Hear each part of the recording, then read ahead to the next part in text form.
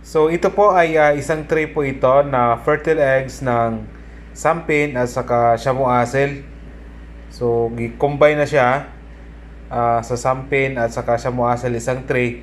So ito naman ay i-ship po natin ito no sa Binalunan, Pangasinan kay Ma'am Los Viminda Gaspar. So actually pangalawang niya, bili na sa atin ng mga fertile eggs. So yan naman, pati yan, binabayaran po yan ni Ma'am Luz Biminda Gaspar para dyan natin ilagay yung mga fertile eggs sa pag-ship nitong mga itlog ng shamu asil at saka sa ating mga sampi native chicken na mga itlog. So malapit na matapos oh. Konti na lang, 2, 4, 5 na lang ang kulang. So, ganyan lang ang pagbalot sa aming mga itlog, oh. Asa man mo na nakuha nga kuan nga idea inanaon pagbalot sa itlog. Asa mo na nakuha na? Packaging sa kanabitang wrapper sa cake, kanang mga cupcakes nga wrapper. Nga para dili magumos, ginayon namin nila. So, nakakawat na lang ko idea nga why not i-try sa itlog para dili sila mabuak. Murag na siya kagalingon nga kuan. So, Manila paper na. Putusan siya na Manila paper na. So, pointed down. So, hoping no na pag Actually, pwede na ginutan ng empty sa tissue roll, pero di mo magkapariha ang size sa itlog, na dako, na gamay, so kinanglan ko customize nga ingon ani. Para haom gidiyang haom ug tugma. haom tugtugma.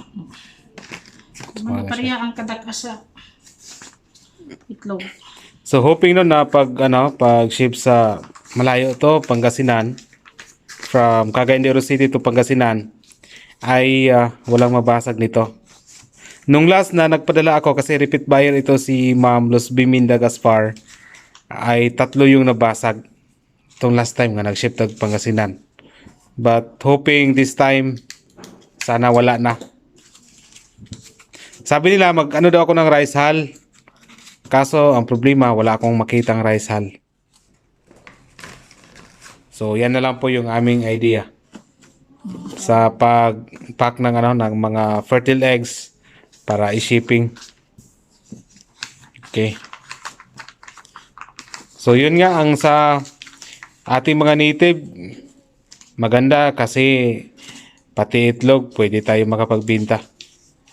Mga sisiw, mga per kilo, nako, ang daming option sa native chicken. Daming paraan para kumita.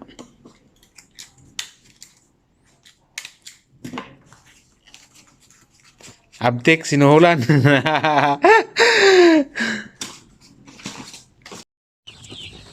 So, while waiting po na binabalot po yung ating mga fertile eggs para i-ship sa Pangasinan, ay ito po, magpakain muna tayo ng ating mga sisiw. Ayan sila, oh. Ito sila ay mga 2 days old pa lang ito na mga sisiw na ito. So yung iba medyo maingay na, gutom na siguro.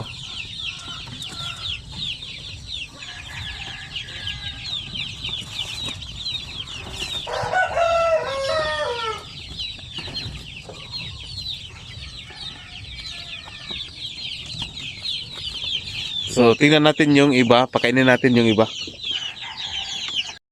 So ito na lang po yung naiwan, no. Ayan, mga sampin, may isa, basilan, reject yan, hindi natin yan ibibinta. Kasi mahiya tayo sa customer. So yan. So after nito, mag-check tayo sa ating mga sisiw, no. Ay mag-ship tayo ng mga fertile eggs sa LBC. Tapos dito sa kabila, meron tayong mga week old dito. Ayan, ang dami nila. So yan po ang ating mga week old na mga sisiw. So bago tayo alis, check natin dito para kung ano man ang problema sa ating manukan, pwede tayo makabili sa mga agri-bait supply kung ano yung kailangan. Okay? So far okay naman sila lahat. sa kabila. Meron pa tayo dito. Ito, mga week old pa lang. So ang dami ng ating mga sisiw. Okay.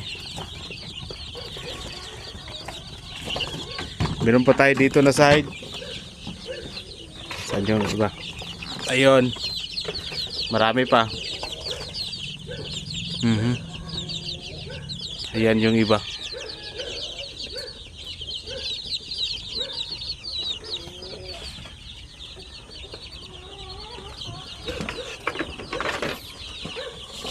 Dito meron tayong basilan dito. Ayun oh, basilan. Okay. Yung isa hindi yan basilan, sampin yan. Nilagay ko lang dyan kasi short tayo sa kulungan. Saka may bagong ano tayo? Bagong sisiw. Siguro. Pila kakabuok ni. Yapon pa nito napay bagong hats. Siguro ugma lang siguro yung uban ba? Minsan yung tinai isa. Dili bago na siya. Ibalik na nato na. Maulian wala na po na siya boy. Sige iya pa. Bago pa nga nila. Kana bago ayaw ra kana diha kay mga uga-uga na sila diha. 4, Pila na? 8, Walo. siyam,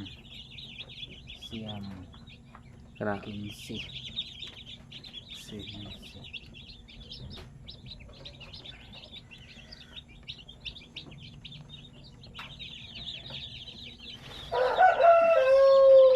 16,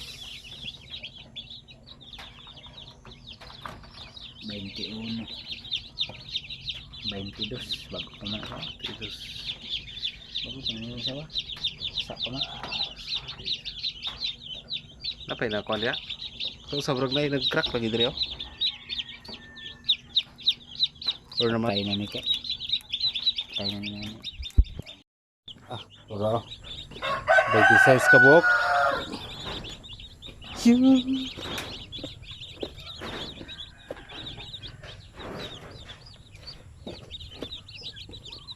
$26.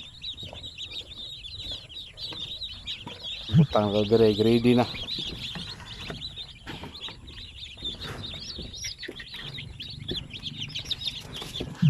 Paboy. Nani oh.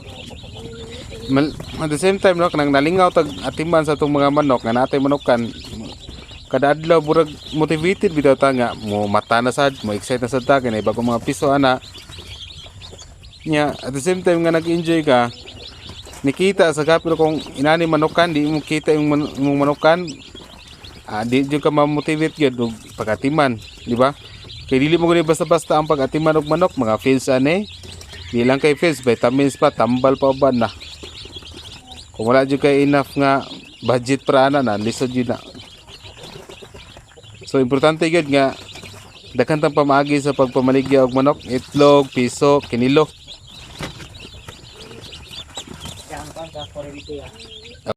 So sa wakas tapos na yung pag-pack ng ating mga fertile eggs. So ship na natin. Okay.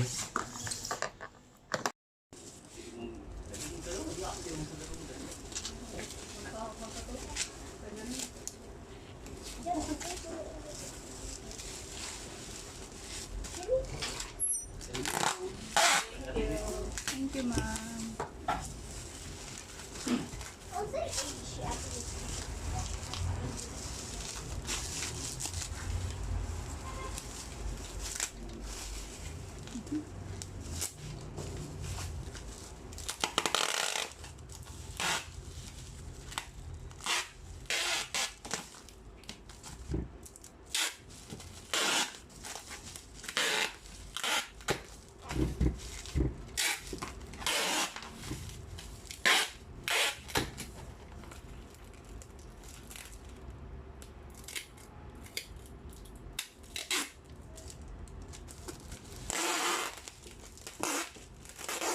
Na-receive na po yan yung unang padala na ko.